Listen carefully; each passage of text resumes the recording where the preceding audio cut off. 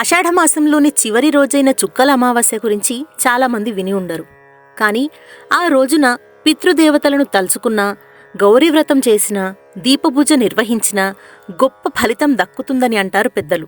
ఎందుకంటే హిందూ పంచాంగంలో జనవరిలో వచ్చే మకర సంక్రాంతికి ఎంత ప్రాముఖ్యత ఉందో, జూలై మాసంలో వచ్చే కర్కాటక సంక్రాంతికి కూడా అంతే ప్రాధాన్యత ఉంది.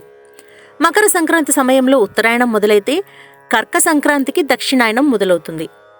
దక్షిణాయన కాలంలో పితృదేవతలు మనకు సమీపంలోనే ఉంటారని చెబుతారు.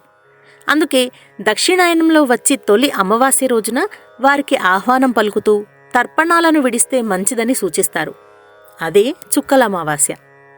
ఇక ఆషాఢమాసంలో చేసే జపతపాలకు, దాన ధర్మాలకు విశేషమైన ఫలితం లభిస్తుందని కూడా పెద్దల మాట. కాబట్టి ఈ రోజున పెద్దలని తలుచుకుంటూ పితృకర్మలు నిర్వహించినా, వారి పేరున దాన ధర్మాలు చేసినా పెద్దల ఆత్మ శాంతిస్తుందన్నమాట.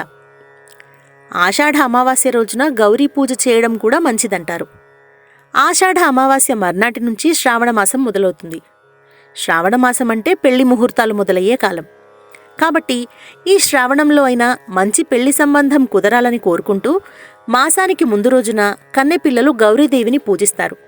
ఇందుకోసం పసుపు ముద్దని గౌరీదేవిగా భావించి ఆమెని కొల్చుకుంటారు.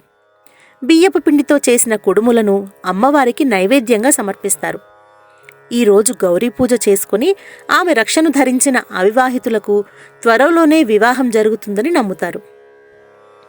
ఈ అమావాస్య రోజున అవివాహితలే కాదు, కొత్త కోడళ్లు కూడా చుక్కల అమావాస్య పేరుతో ఒక నోముని నోచుకుంటారట. ఇందుకోసం గౌరీ పూజని చేసి సంధ్యవేళ వరకు నిష్ఠగా ఉపవాసాన్ని ఆచరిస్తారు. అమ్మవారి ముందు 100 చుక్కలు పెట్టి వాటి మీద 100 దారపు పోగులను ఉంచుతారు. ఆ దారపు పోగులను ఒక దండగా అల్లుకొని మర్నాటి వరకు ధరిస్తారు. స్తోమత ఉన్నవారు నోము సందర్భంగా బంగారపు చుక్కలను కూడా దానం చేసేవారట. దక్షిణాయనం ఖగోళానికి సంబంధించిన పండుగ కాబట్టి ఆకాశంలో చుక్కలను సూచిస్తూ ఈ నోము మొదలై ఉండవచ్చు. తమ మాంగళ్యం కలకాలం ఉండాలన్నదే కదా ముత్తైదువుల కోరిక. ఆషాఢ బహుళ అమావాస్య నాడు కొన్ని ప్రాంతాలలో దీపపూజ చేయడం కూడా కనిపిస్తుంది. ఆషాఢమాసంతో సూర్యుడు దక్షిణాయనానికి మరలుతాడు. రాత్రి వేళలు పెరుగుతాయి. చలి మొదలవుతుంది. చలి, చీకటి అనేవి అజ్ఞానానికి, బద్ధకానికి, అనారోగ్యానికి చిహ్నాలు. వాటిని పారద్రోలి వెలుగును, వేడిని ఇచ్చేవి దీపాలు. అందుకు సూచనగా దీపపూజని చేస్తారు. ఇందుకోసం పీటలు లేదా చెక్క పలకల్ని శుభ్రంగా అలికి వాటి మీద ముగ్గులు వేస్తారు.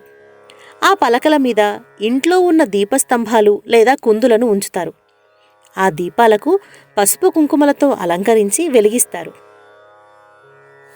ఇది ఆషాఢ అమావాస్య నాడు చేసుకునే చుక్కల అమావాస్య తంతు.